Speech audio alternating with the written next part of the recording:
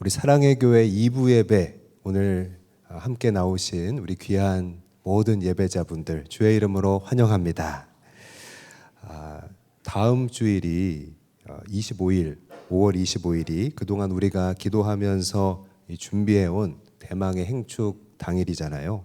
오전 9시, 오전 11시, 오후 1시 30분 이렇게 세 번의 시간에 걸쳐서 태신자를 초청하실 수 있습니다. 오늘 주보에 보시면 이 초대장이 하나 들어있는데요. 꽃다발 모양으로 접혀 있습니다. 그래서 받는 분에게도 좀 좋은 마음으로 특별하게 전해질 수 있도록 잘 만들어졌는데요. 뒷면에 보면 개인적인 초대의 메모를 쓸 수 있는 칸도 있으니까요. 여러분의 마음을 전하시고 또 초대장을 전달할 수 있는 한 주간이 될 수 있기를 바랍니다. 혹시 초대장이 더 필요하신 분이 계시면요, 교역자실로 문의를 주시면 추가로 더 드릴 수 있도록 하겠습니다. 이 시간에 여기 담당자가 누구입니까? 그런 제목으로 히브리서 말씀을 전하겠습니다. 여러분께서는 지나온 인생을 돌아보곤 하십니까?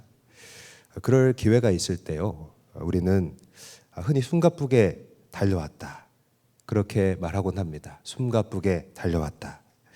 어느 40대 직장인이 이 개인 블로그에 적어놓은 글을 제가 우연히 하나 읽게 됐는데요. 제목이 문득 눈에 들어왔어요. 나는 마이너스 인생이다, 그런 글이었는데요. 그 내용을 보니까 먹고 싶은 것을 먹지 않고 하고 싶은 것을 하지 않으면서 열심히 살았다는 거예요. 여러분, 평범한 우리가 꿈꾸는 것들이 있다면 무엇일까요? 예를 들면 저녁이 있는 삶, 그런 소박한 행복일 수 있잖아요. 이분은 저녁에 가족들과 오순도순 식사하는 것도 포기하고 주말에도 출근해서 열심히 일했다고 합니다. 그렇게 20여 년의 그 세월이 지나갔는데 이렇게 열심히 달려왔음에도 지금 자신의 순자산은요, 마이너스 얼마라는 거예요. 그래서 자신을 가리켜서 마이너스 인생이다, 그렇게 말했습니다. 여러분, 삶의 정황이야 사람마다 조금씩 다 다를 수 있지만요, 우리는 달려야 하기 때문에 달려왔는데 오히려 지금 돌아보면 이렇게 행복하지 못할 때가 더 많을지도 모릅니다. 그죠? 2002년 월드컵 때 국가대표팀의 주치의였던 나영무 박사님이란 분이 계세요. 이분이 재활 전문가인데요. 그분의 이 통증 회복력이라는 저서에 보면 히딩크 감독의 훈련을 회고하고 있거든요. 인상적이었던 게 히딩크는 선수들을 훈련할 때 두 가지에 상당히 집중했다고 합니다. 바로 체력 훈련, 그리고 또 하나는 통증을 회복시키는 훈련이라는 거예요. 여러분 다 기억하시겠지만 예전에 2002년 이전에 우리 대표팀은요, 선제골을 넣고도 역전패하는 일들이 많았잖아요. 프랑스 월드컵 때도 보면 이 하석주 선수가 그 멕시코에 프리킥으로 선제골을 넣었는데 어떻게 됩니까? 3대1로 역전패하잖아요. 이렇게 뒷심이 약했던 우리나라를 히딩크는 오히려 경기 후반이 될수록 더 강해질 수 있도록 변화시킨 겁니다. 여러분 2002년 월드컵 때 이탈리아랑 16강 할 때 연장전 가서 승리했잖아요. 또 8강에서 스페인이랑 붙었을 때 연장전 잘 버티고 승부차기로 이겼잖아요. 이 나영무 박사는요, 이런 히딩크의 훈련법이 우리 인생에 주는 메시지가 있다는 거예요. 시간이 지날수록 여러분 자연스럽게 우리 인생에는 이상 징후들이 생기기 마련인데요. 예를 들면 여기저기 아프기 시작하는데 그것을 그저 참는 사람과 근력과 체력을 만든 사람의 격차는 시간이 지날수록 더 커질 수밖에 없다는 것입니다. 여러분, 그런데 오늘 말씀도요, 이 히딩크의 훈련법처럼 말하자면 우리 인생을 지치지 않고 마이너스라고 해서 포기하지 않고 끝까지 달려갈 수 있도록 격려하고 있다고 생각합니다. 흥미로운 건요, 성경도 우리 인생을 가리켜서 바로 경주라고 말하고 있다는 거예요. 무엇을 가리킨다고 생각하십니까? 우리 인생 속에는요, 경주할 때처럼 이렇게 숨도 차고 또 다리도 아픈 일들이 분명 있다는 것입니다. 성경도 그것을 인정한다는 거예요. 그런데 여러분, 우리는 살면서 중도에 포기하는 사람들을 익히 많이 봐왔습니다. 혹 내 자신도 그 가운데 포함되어 있을지 모릅니다. 최근에는 이 3포 세대라는 말이 있었는데요. 연애, 결혼, 그리고 아이를 낳는 것. 이 세 가지를 포기한 젊은 세대를 말합니다. 3포 세대. 안타까운 일이죠. 갈수록 심해지는 그 사회의 압박이 있고 또 실제적인 경제의 어려움이 이런 현상을 만들었다고 보는데요. 원래는 이제 3포 세대인데 포기할 게 점점 더 많아지면서 n분의 1 할 때의 그 n포 세대로 바뀐 지가 오래라는 겁니다. 그러니까 더 포기할 게 많아졌다는 거죠. 여러분, 뭘 보여준다고 생각하십니까? 이렇게 사람들은요, 내리막길을 만나면 이제 막장이라고 생각하기가 쉽고요. 좁고 험한 길이 그 앞에 있으면 포기하기가 쉽다는 것입니다. 하지만 성경은 말하고 있습니다. 지금 우리가 살아 있다는 것은요, 아직 달려가야 할 길이 남아 있다는 그 증거라는 것입니다.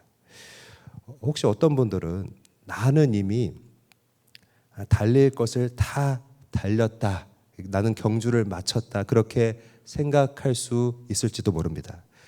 그러나 오늘 말씀을 우리가 묵상해 보면요, 하나님은 우리에게 예외가 없다는 거예요. 믿음의 눈으로 볼 때는요, 여러분, 우리가 숨이 붙어 있다면 그게 설령 병상 위일지라도, 내가 침대 위에 누워 있을지라도 아직 하나님 앞에서는 그 경주가 완전히 끝난 게 아니라는 것입니다.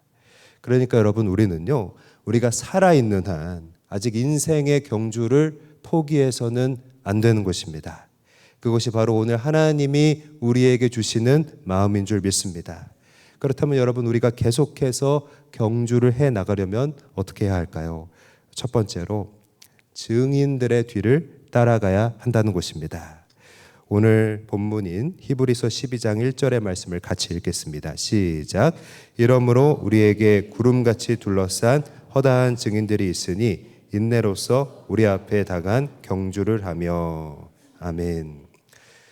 여러분, 영국 축구 프리미어 리그를 아시죠? 또 우리나라의 프로야구의 그 한국 시리즈, 이런 인기가 많은 경기에는요, 항상 보면 관중들이 참 많습니다. 이 전주 시내를 다니다 보면 전북 현대모터스의 열성 팬들이 있어요. 제가 보면 그 경기 며칠 전부터 여기저기에 며칠 날 경기한다고 모이라고 현수막을 붙여놓더라고요. 제가 자주 봤는데, 제가 보면 어떤 면에서 교회보다 이 사람들이 더 열심히 하는 것 같아서 제가 늘 자극이 됩니다. 여러분, 예배도요, 이렇게 함께 모여서 예배할 때 다이나믹이 있잖아요. 여러분, 코로나 때 혼자 예배 드렸을 때 생각해 보세요. 그 예배를 집에서 드렸는데 그 뭐랄까 안 드린 것 같고, 그 예배 감동을 얻기가 쉽지 않잖아요. 거기 보면 응원의 열기라는 것이 있다는 것입니다.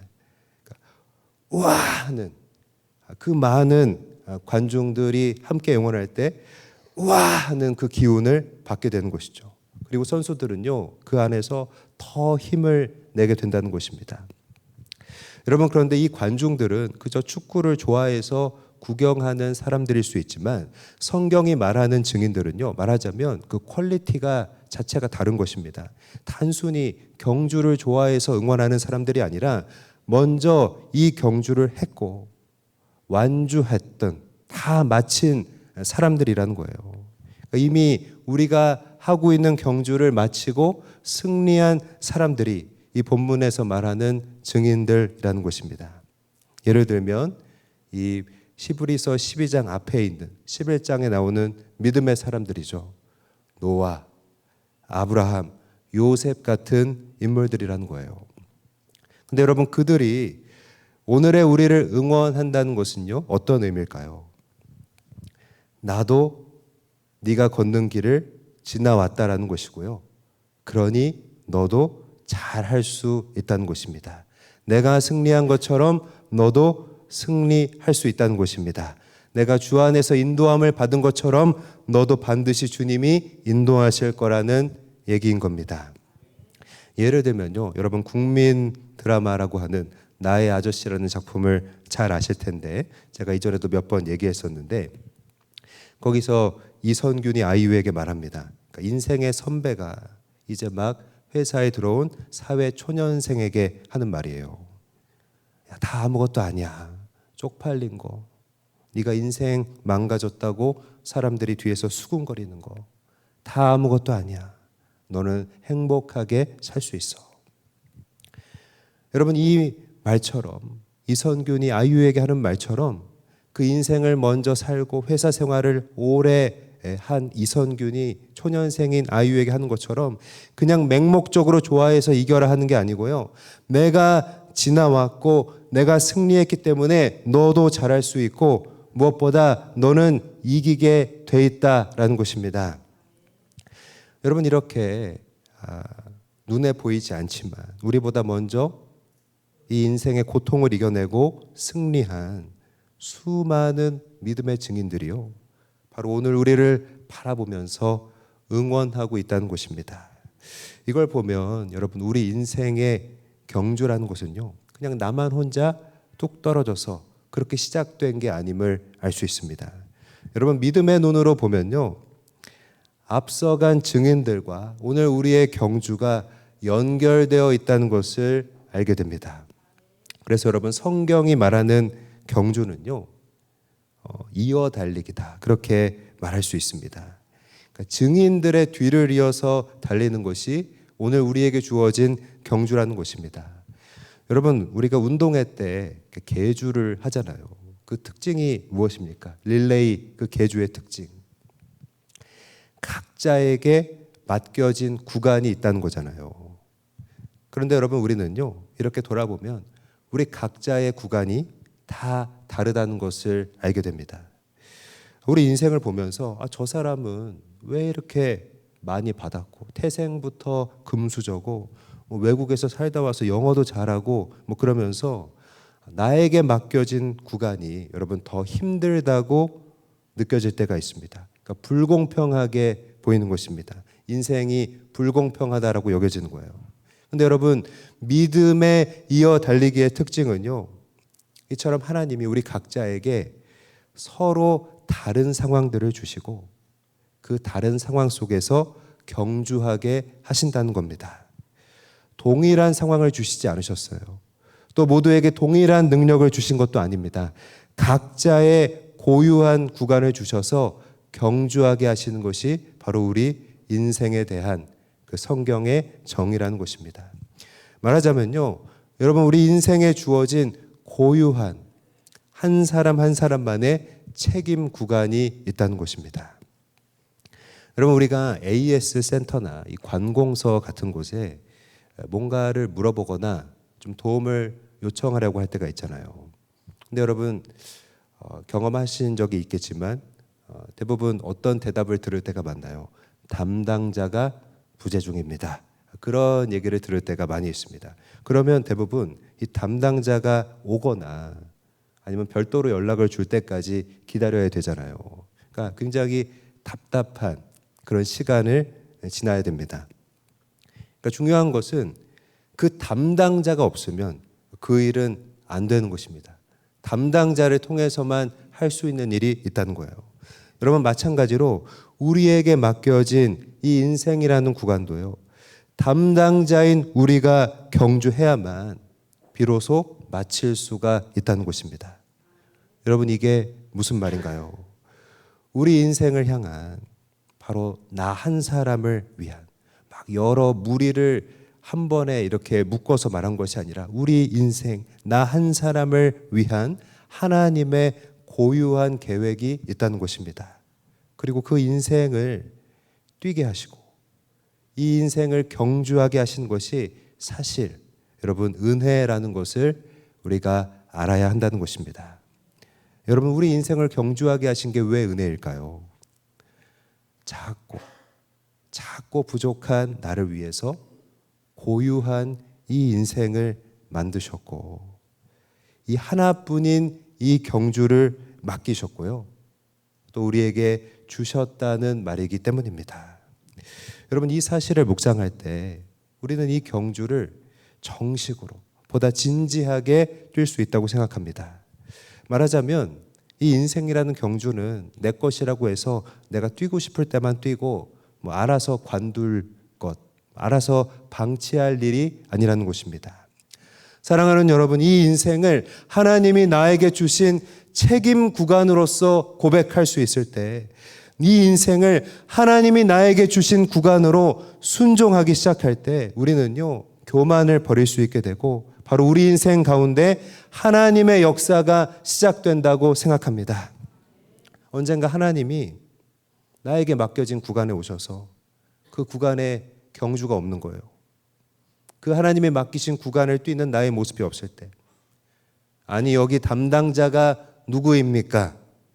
여러분, 그렇게 물으실 수 있다고 생각합니다. 사랑하는 여러분, 믿음의 증인들의 바통을 이어받아서 나의 구간을, 하나님이 주신 인생을 책임 있게 믿음으로 경주할 수 있기를 바랍니다. 두 번째로, 우리가 계속해서 이 인생을 경주하기 위해서는요, 무거운 것을 벗어버려야 한다는 것입니다. 여러분, 그 사실을 아십니까? 다른 동물들과 달리 조류 있죠, 이 새의 뼈는요, 그 속이 비어 있다는 것을 아십니까? 왜 조류의 그 뼈는 비어 있을까요? 가볍게 잘 날기 위해서입니다. 여러분, 마찬가지로 우리도 잘 경주하기 위해서 몸을 무겁게 하는 것들을 떼어낼 수 있어야 할 텐데요. 오늘 본문에 보면 이 경주를 무겁게 만드는 두 가지 요소가 나온다는 거예요. 먼저 첫 번째 요소는요, 경주를 무겁게 하는 첫 번째 요소는 세상의 염려와 걱정이라는 것입니다. 여러분, 우리는 대표적으로 우리 자녀의 일들, 또 우리의 건강과 돈 문제, 이런 것들을 걱정하게 된다고 생각합니다. 저도 우리 딸이 요즘에 이제 사춘기가 돼서 그런지 학업에 흥미가 없어 하는 것 같아서 이렇게 아이의 미래가 많이 걱정이 됩니다. 며칠 전에 학교가 공개 수업을 한다고 해서 제가 그 6학년 교실에 한번 우리 딸이 어떻게 공부하고 있는지 보고 싶어서 다녀왔는데요. 가보니까 아니나 다를까 유체 이탈 표정을 하고 있더라고요. 몸은 교실에 있지만 마음은 콩밭에 가 있는, 너무나 재미없어 하는 모습. 그래서 걱정돼서 선생님, 우리 아이에게 소망이 있습니까? 전화하기도 했는데요. 그런데 여러분, 이런 염려들이 우리를 그 자리에 주저앉힌다는 거예요.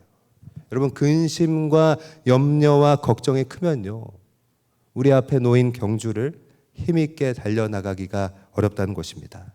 이에 대해서 예수님은 우리에게 무엇이라고 말씀하실까요? 마태복음 6장 27절을 함께 읽습니다. 시작. 너희 중에 누가 염려함으로 그 길을 한 자라도 더할 수 있겠느냐. 아멘. 예수님은요, 우리가 염려한다고 해서 그 키를 늘릴 수 없다고 말씀하셨습니다. 여러분, 여기서 말하는 키는요, 우리 신장을 말하는 것이 아니라 생명의 길이를 가리키는 말인데요. 그러니까 염려한다고 해서, 걱정한다고 해서 우리에게 주어진 그 생명을 조금이라도 연장할 수가 없다는 것입니다. 그러니까 염려하는 것 자체로는 아무것도 해결될 수가 없다는 거예요. 오히려 이 세상의 근심과 염려는요, 그걸 하면 할수록 눈덩이처럼 우리 가운데에서 불어날 뿐인데요. 그러니까 근심할수록, 염려할수록 우리에게 더 짐이 되고 우리에게 독이 된다는 것을 주님은 말씀하시는 것입니다. 고린도후서 7장 10절 같은 곳에 보면 사도 바울은 세상의 근심은 결국 사망을 이루는 것이라, 그렇게 말하기도 했습니다. 그러니까 여러분, 우리가 염려를 해봤자 결국 사망을 이루고 사망을 쌓는 것뿐이잖아요. 물론 염려하지 말아야 한다는 것을 알고 있지만 그게 잘 안 돼서 어쩔 수 없이 계속 붙잡게 되는 경우도 있을지 모릅니다. 하지만 분명한 것은 그것을 붙잡으면 붙잡을수록, 근심하면 근심할수록 손해라는 것입니다. 그래서 여러분, 지금 직관적으로 드는 생각은요, 인생의 짐을 내가 지려고 하지 말고, 내가 걱정하려고 하지 말고, 여러분 어렵게 생각하기보다 오늘 우리를 예배의 자리로 부르신 바로 주님께, 예수님께 맡겨야 한다는 것입니다. 우리 베드로전서 5장 7절 말씀을 참고로 읽습니다. 시작. 너희 염려를 다 주께 맡기라. 이는 그가 너희를 돌보심이라. 아멘. 여러분, 저도 그렇지만 우리 자녀의 일들, 우리 직장과 우리의 건강, 그리고 여러 가지 재정의 문제들, 하나님이 이 시간 다 주님께 가져오라고 우리를 예배로 부르셨잖아요. 이 시간 다 그분께 의뢰하고 우리 하나님을 예배할 때 우리 삶에 어떤 변화가 일어나는지 여러분 기대할 수 있기를 바랍니다. 우리를 무겁게 하는 두 가지 요소 중에 두 번째는요, 바로 얽매이기 쉬운 죄가 있다라는 것입니다. 우리의 경주를 무겁게 만드는 것, 우리의 죄라는 거예요. 여러분, 경주를 방해하는 것은요, 우리 안에 있는 죄인데요, 이 죄의 특징이 있습니다. 죄에는요, 중독성이 있다는 거예요. 우리는 이번 한 번만이야 라고 생각하지만 사실 죄는 한 번 지으면 계속해서 이어지기가 쉽다는 거예요. 그래서 우리가 이런 표현을 쓰는데 거기에 매인다, 묶인다 그렇게 말하는 것입니다. 중요한 것은요, 우리가 죄성을 가지고 있어서 하루도 죄를 안 짓고는 살 수 없지만, 죄를 지을 수 있지만 죄를 계속해서 품고 있지 말고 회개해야 한다는 것입니다. 여러분, 회개가 무엇입니까? 단순히 내가 잘못했다라고 하는 것이 아니라 이 죄를 나에게서 끊어내는 작업이잖아요. 여러분, 회개하지 않으면요, 그 죄라는 줄에 매여서 우리는요, 같은 죄를 계속 반복할 수밖에 없다는 것입니다. 여러분, 이 모습을 한번 관련해서 떠올려 보세요. 줄에 묶여 있는 배가 있잖아요. 저 체인에 묶여 있는 배는 뭐 노를 저어도 어떤 동력을 써도 앞으로 쉽게 나아갈 수가 없다는 것입니다. 묶여 있으니까요. 매여 있으니까요. 마찬가지로 여러분, 이 죄의 줄을 끊어내야 여러분, 우리는 하나님과 더 깊은 교제를 나눌 수가 있는 것이고요, 하나님으로부터 기도의 응답도 받을 수 있는 것입니다. 여러분, 앞서 말했던 믿음의 그 수많은 허다한 증인들이 있다고 했잖아요. 그 사람들도 결국에는 사람이잖아요. 완벽하지 않잖아요.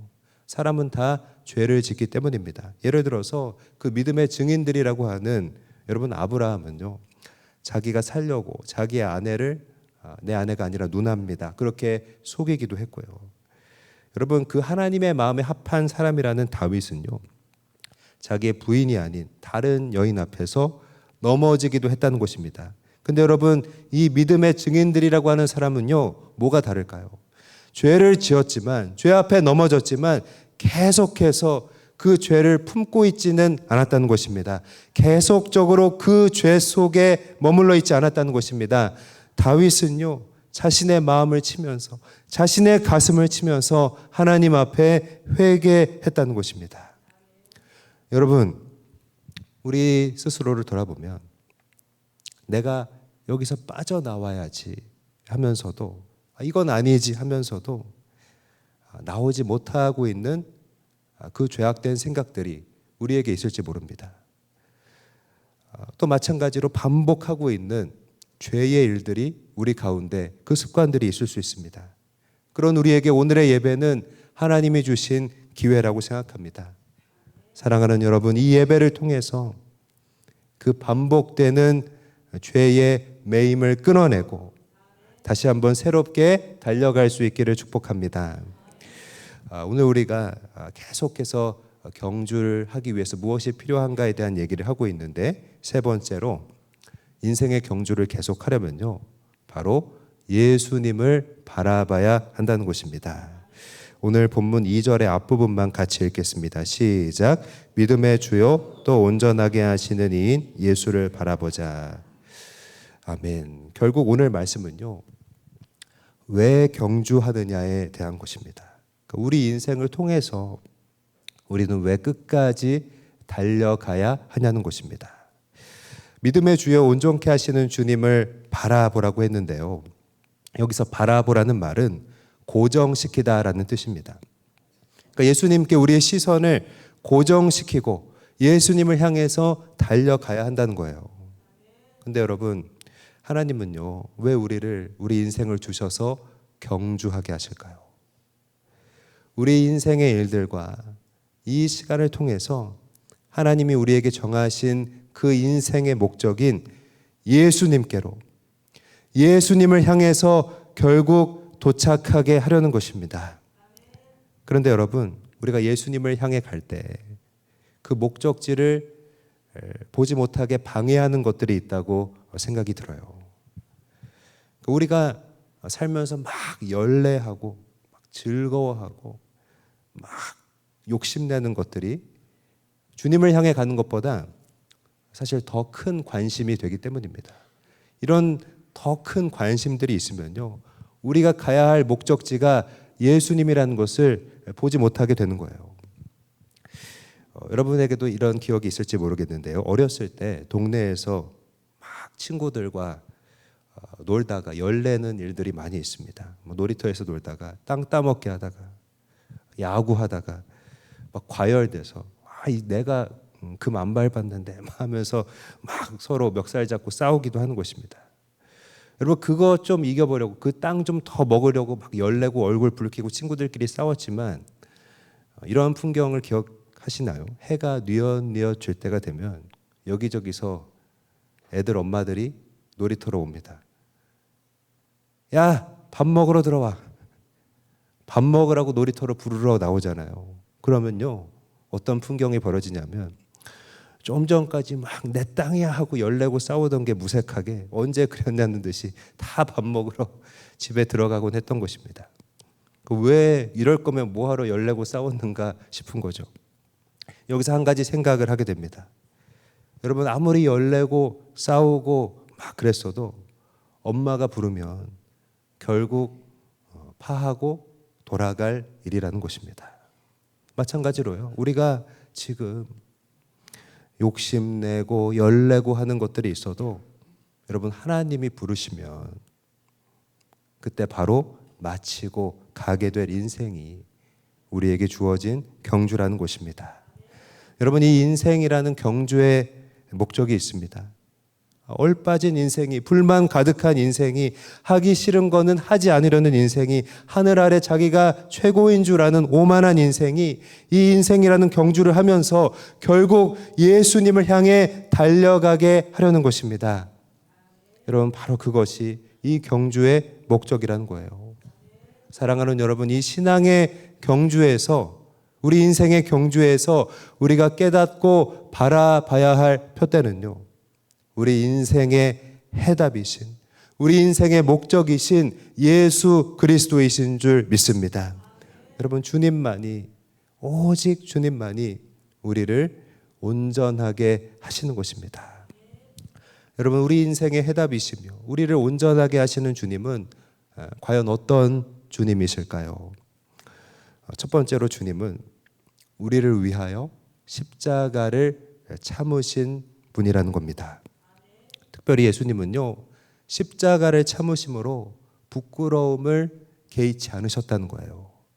오늘 본문 2절의 중간 부분만 같이 읽겠습니다. 시작. 그 앞에 있는 기쁨을 위하여 십자가를 참으사 부끄러움을 개의치 아니하시더니. 여러분, 예수님은요, 십자가를 우리를 위해 참으셨습니다. 그런데 어떻게 참으셨을까요? 무엇을 위하여 참으셨다고 되어 있나요? 그는 그 앞에 있는 기쁨을 위하여라고 되어 있습니다. 예수님 앞에 있는 기쁨을 보고 오늘의 십자가를 참으셨다는 것입니다. 그런데 여러분, 예수님이 십자가에 달리셨을 때 그 앞에 예수님이 바라보셨던 기쁨이란 무엇일까요? 바로 오늘 여기 있는 우리가 하나님의 백성으로 회복되는 것, 하나님의 잃어버린 영혼들이 구원받는 것을 바라보셨을 줄 믿습니다. 바로 이 기쁨 때문에 예수님은요, 낮고 천한 인간의 몸이 된 것을 부끄러워하지 않으신 것입니다. 여러분, 예수님은요, 모두가 반할 만한 휘황찬란한 모습으로 이 땅에 오지 않으셨잖아요. 오히려 세상 기준으로는요, 정말 메시아 맞아? 이렇게 신뢰하지 못할 그런 연약한 외모를 가지고 우리 곁에 찾아오셨다는 거예요. 그런 그분은 십자가를 참으시고 우리를 위해 고난을 받으셨고요. 무엇보다 우리를 하나님의 백성으로 회복하시기 위해서 당신의 경주를 포기하지 않으셨다는 것입니다. 여러분, 복음을 부끄러워하지 않는 이런 주님의 모습을 묵상할 때 오늘 우리는 복음을 부끄러워하고 있는 것이 아닌가, 그런 반성을 해보게 되는 것입니다. 그 증거가 있다고 생각합니다. 예수님을 믿으면서도 우리는요, 세상 기준과 동일하게 비추어서 우리 인생을 생각하는 경향이 있다는 것입니다. 내가 잘 나가지 못하면 속상해하고, 이 인생의 경주에서 나에게 혹 고난이 주어지면 그것을 부끄러워하고, 내가 받은 복음을, 여러분, 내가 받은 구원을 자랑스러워하지 못하고 있다는 것입니다. 세상의 기준에 비추어서 우리 인생을 보고 있다는 거예요. 여러분, 작년에 우리 교회에 와서 금요 엘리야 기도회 시간에 이 간증을 해주었던 천정은 자매가 문득 생각이 납니다. 이 자매님은요, 39살 젊은 나이에 암이 발병했어요. 지금까지 100회가 넘는 항암 치료를 받고 있습니다. 얼마나 고통스러운, 그 젊음을 누리지 못하는 힘든 일상일까요? 무엇보다 치료를 받아서 회복될 수 있는 희망이 없는 것이 이미 시한부 판정을 받은 가운데 있다는 것입니다. 그러나 그녀가 무엇이라고 고백하고 있나요? 예수님을 미친 듯이 사랑하면 예수님이 나를 통해 일하시고 병도 이기게 해주신다.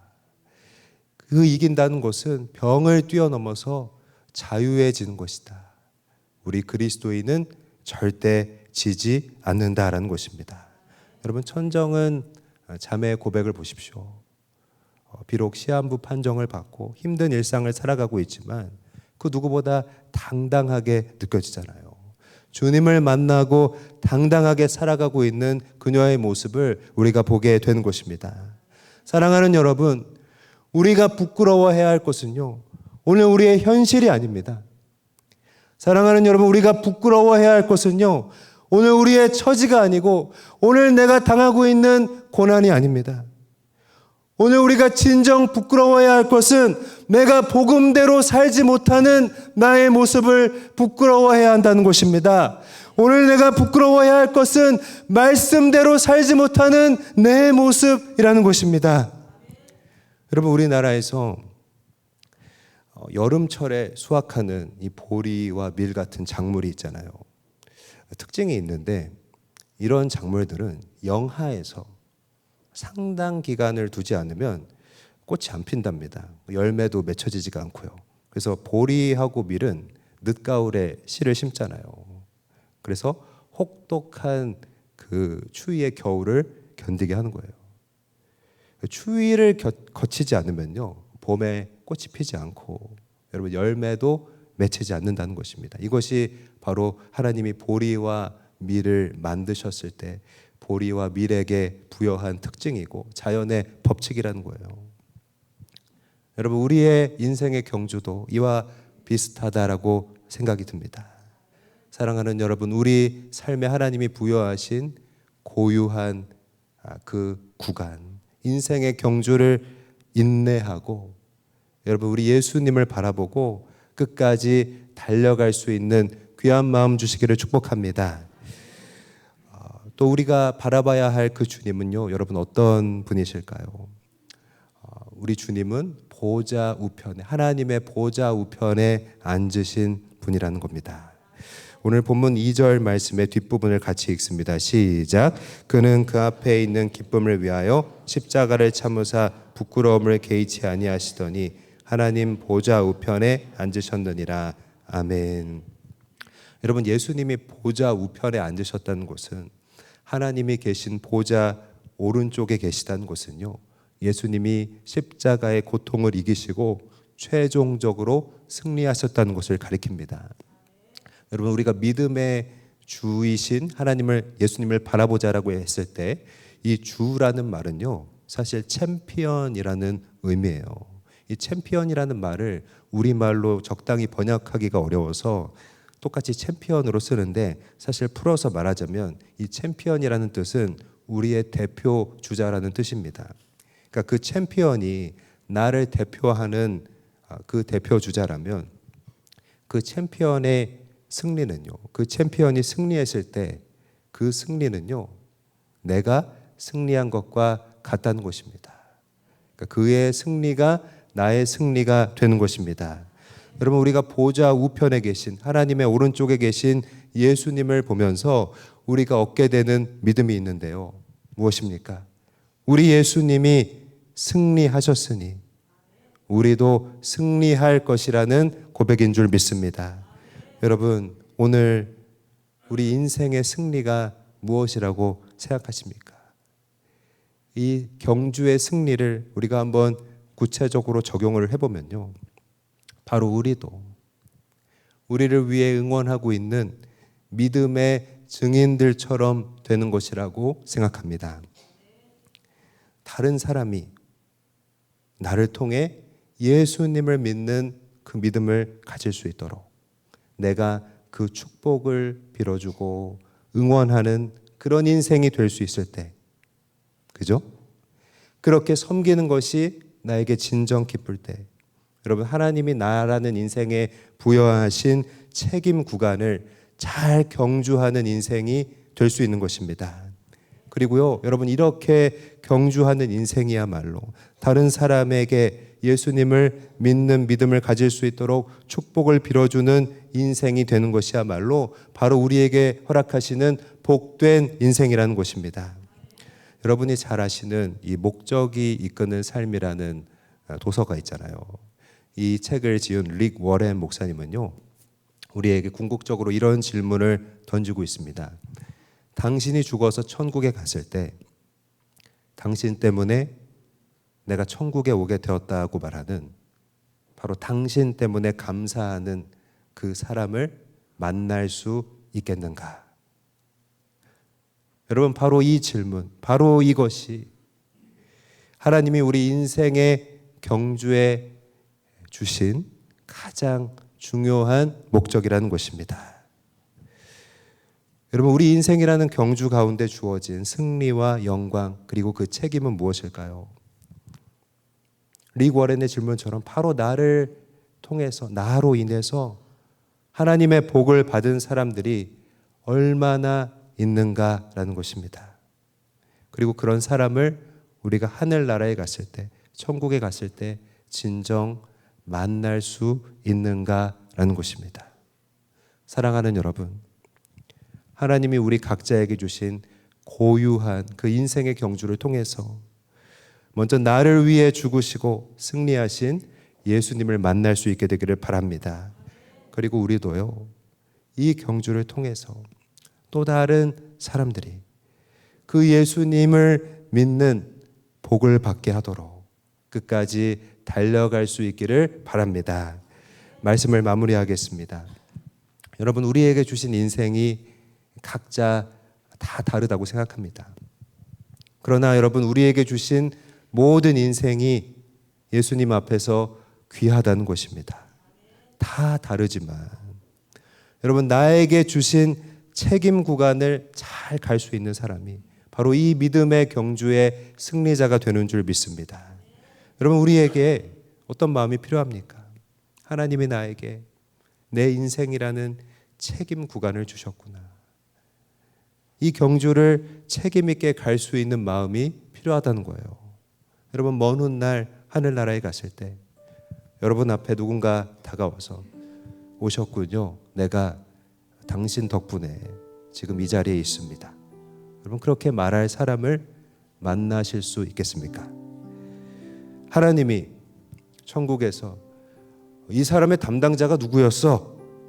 그렇게 물으실 때 접니다. 여러분, 그렇게 말할 수 있는 인생이 되었으면 좋겠습니다.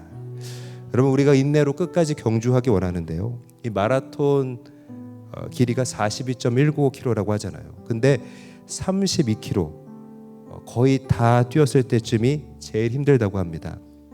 이 바르셀로나 올림픽에서 금메달을 목에 건 황영조 씨는요, 이 지점을 지날 때에 자동차에 뛰어들어서 죽고 싶다, 뭐 그렇게 말했을 정도입니다. 우리에게도 여러분, 경주하다 보면 포기하고 싶은 생각 들 때가 많이 있잖아요. 하지만 여러분, 지금 힘들다는 것은 바꿔 말하면 42km 중에 32km까지 왔다는 증거일지도 모릅니다. 이제 꼬린 지점이 얼마 남지 않았다는 역설적인 얘기인 것입니다. 여러분, 전쟁의 도가니에서 영국을 구한 이 윈스턴 처칠이라는 훌륭한 정치가가 있었잖아요. 그가 모교 졸업식에 와서 딱 3마디 연설을 하고 갔다고 하는데요, 이런 얘기입니다. 무슨 일이 있어도 여러분, 포기하지 마십시오. 끝까지 포기하지 마십시오. 절대로 포기하지 마십시오. 전쟁의 틈바구니에서 영국이라는 나라를 구한 이 정치 지도자의 연설이었습니다. 여러분, 그의 말 맞다나 우리도 포기하지 않기를 원합니다. 여러분의 자녀 교육 어려워도 포기하지 마십시오. 하나님이 여러분에게 주신 가정 힘들고 어려움이 있어도 포기하지 마십시오. 여러분의 고단한 일터 힘들고 그만두고 싶어도 여러분, 포기하지 마십시오. 그리고 한 영혼의 구원도요, 여러분, 포기하지 않기를 바랍니다. 여러분, 가장 중요한 게 있죠. 왜 포기하지 말아야 할까요? 예수님도 나를 포기하지 않으셨으니까요. 예수님이 십자가를 참고 나를 포기하지 않으셨기 때문에 오늘 우리가 여기 있는 줄 믿습니다. 우리도 포기하지 말아야 할 줄 믿습니다. 제가 좋아하는 가수 고 신해철 씨의 우리 앞에 생이 끝나갈 때라는 노래가 있는데요, 거기 보면 이런 가사가 있습니다. 세월이 흘러가고 우리 앞에 생이 끝나갈 때 누군가 그대에게 작은 목소리로 물어보면 대답할 수 있나? 지나간 세월에 후회는 없노라고. 여러분은 어떠십니까? 오늘 우리가 후회 없는 경주를 하며 예수님을 향해 달려가는 우리 모두가 될 수 있기를 주의 이름으로 간절히 바라고 사랑으로 축복드립니다. 우리 하나님께 영광 돌리겠습니다.